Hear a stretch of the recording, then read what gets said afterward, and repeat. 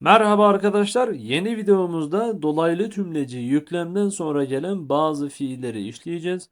Burada dikkatinizi bir şeye çekmek istiyorum. Bazı fiillerimiz var ki Türkçe'ye tercüme edince yani birebir tercüme edince devrik gibi anlaşılıyor.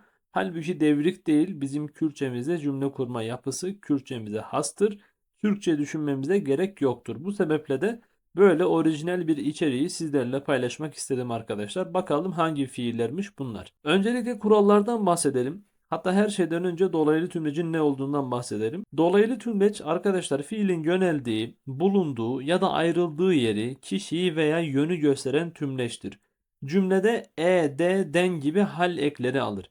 Yani dolaylı tümleç yüklemin nereye, nerede, nereden, kime, kimden sorularına cevap verir. Mesela ben gittim. Nereye gittim? Değil mi? Ben geldim.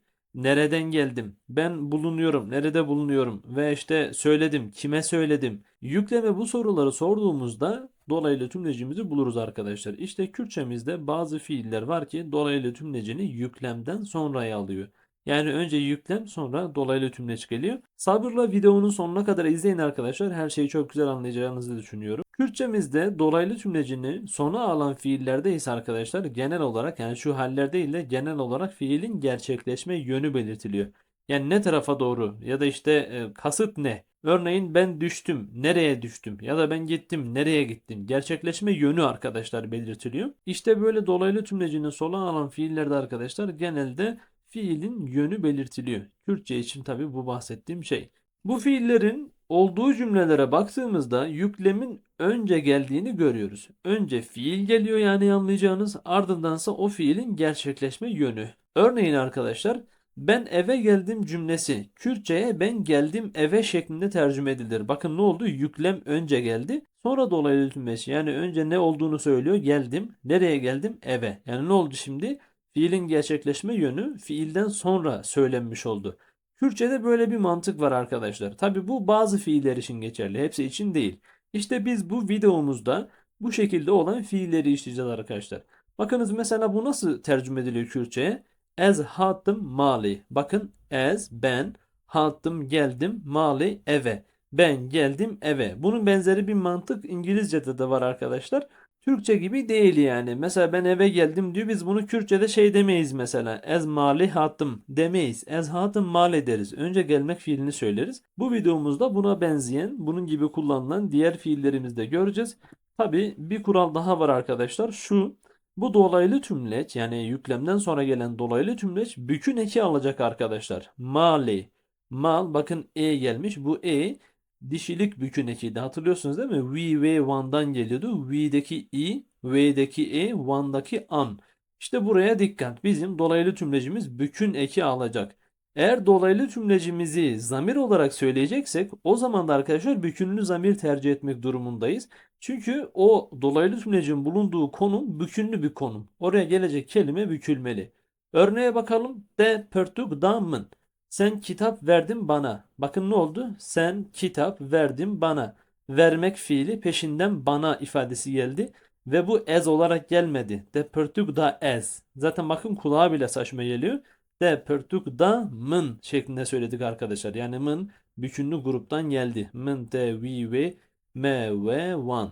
Böyle böyle konuları birbiri üzerine inşa ediyoruz arkadaşlar. Umarım güzel oluyordur. Umarım anlaşılıyordur ve hani amaçladığım şey oluyordur. Ben böyle konuları birbirlerinin üzerine inşa etmeyi, birbirlerine bağlamayı seviyorum arkadaşlar. Umarım etkili bir stratejidir. Peki bu türden olan fiiller hangileri? Bakınız mesela dan fiili, vermek demek, şandın fiili, göndermek, bırın, götürmek, anin, getirmek, çun, gitmek, hatın, gelmek, slavdan, selam vermek, reydan, yol vermek, göhdan, kulak vermek.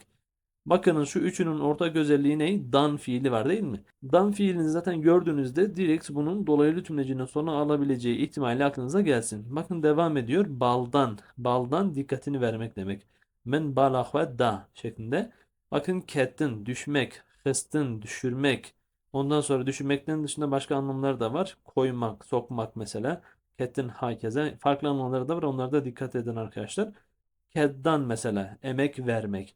Şimdi bu fiilleri biz örnek cümleler içerisinde göreceğiz arkadaşlar. Dikkatlerinizi verin, anlamaya çalışınız. Min pere da vi veya we. Min pere da vi. Ben ona para verdim. Bakın da burada. Vi sonra dolaylı tümleç ve bükünlü. Min pere da froşkari veya froşkari. Artık cinsiyeti neyse ona göre bütün eki. Eril kelimelerde genelde iyi gelmez. Min pere da froşkar. Froşkari demeyiz ama kadınsa froşkari deriz arkadaşlar. Min pörtükşandın her deri. Her der kelimenin saf hali. Bakın buradaki i de bükün. Ez pörtükan dışının bacaran. Bakın van'ın anı geldi, gördünüz mü? Bükün eki. Kitapları gönderiyorum şehirlere. Min ev bire malame. Ben onu bizim evimize götürdüm. Bire. Bu sondaki e de arkadaşlar yönü belli olan fiillerde oluyor. Mesela min ev bir diyebilirdim. Ben onu götürdüm. Nereye götürdüm? Belli değil. O zaman bu e'nin gelmesine gerek yok. Ama götürdüğüm yer belli ise, yani fiilin gerçekleşme yönü, o zaman da e getirebiliyorum. Bu bazı fiillerde var arkadaşlar. Haberiniz olsun. Min ev bire malame. Ez vi veya we dibim malame. Min hevalê xwe anî cem we. Ani getirdi. Ez zarokan dinim mali. Bu da onun şimdiki zaman hali. Ez çum amedi. Bakın ez çum amet demiyorum. Amedi bir de büküyorum arkadaşlar. Bükün eki. Ez çum amedi. Gördünüz mü? Kurallar nasıl yerli yerine oturuyor şimdi. Ez cardım biçim amedi. Tu hati imali. Sen eve gelmiş misin? Dütte imali. Sen eve geliyor musun? Bakın hati değil. Min Slavda runahiye. Bakın runahi nasıl büktü? Kaynaşma harfi ve bükün eki. Es Slav dedim Ferhadi. Arkadaşlar bu i zaten eril isimlerde genelde gelmiyor. Ben kuralları öğrenelim diye yazdım. Söylemiyoruz yani aslına bakarsanız. Es Slav dedim Ferhat.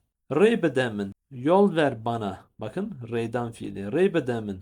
Eze derbas bebim. Ben geçeceğim. Vana reydan ete. Onlar yol verdi mi sana? Gühbedin seydai hani. Kulak vermek. Kime kulak verelim? Seyde-i Hani. Gühbedin Seyde-i Hani hela çedebece. Üstad Hani'ye kulak verin bakalım ne diyor. Balahva bedemin. Bakın dikkatini vermek. Şu şekilde üç kelimeden oluşan bir fiil. Balahva bedemin. Dikkatini ver bana. Tüçedi ki sen ne yapıyorsun? Hereyki hoş kete destemin. Ket. Bakın girmek, düşmek değil mi? Burada girmek. Elime girdi ya da geçti. Türkçe'ye geçti diye tercüme ediyor. Elime güzel bir para geçti. Men ev para hısta çenteyi. Hıst koymak, sokmak dedik ya. Çantaya koydum. Men desteği hısta beri ki vala bu. Elimi cebe koydum, boştu. Ev kete arabeyi. Bakın bu girmek fiili normalde düşmek anlamına da geliyordu değil mi? İşte bağlama göre arkadaşlar doğru tercüme etmemiz gerekiyor. Arabaya düşmüş olamaz. Arabaya girmiştir. Evkete arabeyi. Arabaya girdi. Güh ne devi. Kulak verme ona. Yeki bekir eşkwe. Yeki bekir faydasız biridir zaten. Juha zaten demek arkadaşlar. Min gelek kedda himbuna kurdi. Kedda ben çok emek verdim. Neye emek verdin? Himbuna kurdi. Kürtçe öğrenmeye. Min tüne şandiver. Ben seni göndermedim mi oraya? Bakın göndermedim mi yüklem sonra oraya. Buna işte dikkat edin arkadaşlar. Fiil önce geliyor sonra dolaylı tümleç.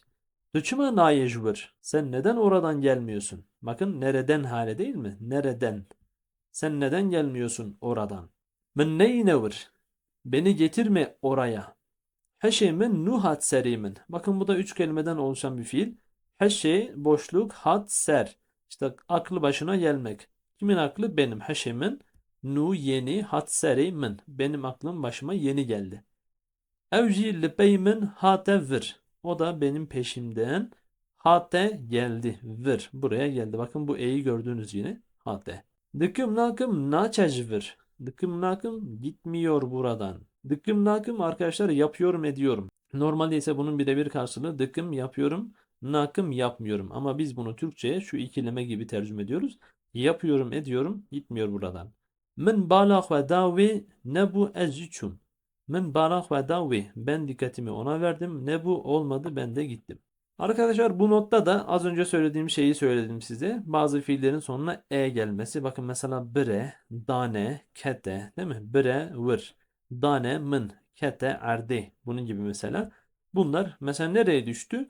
Yere düştü. İşte bu düştüğü yeri belirtmek adına sonuna e harfi gelebiliyor bazı fiillerin. Arkadaşlar bu videodaki içeriği aynen kendi kitabımdan aldım. Umarım bir gün güzellikle kitabımız da yayınlanır. Şöyle bir iki ay mı 3 ay mı artık ne zaman çıkmış olur.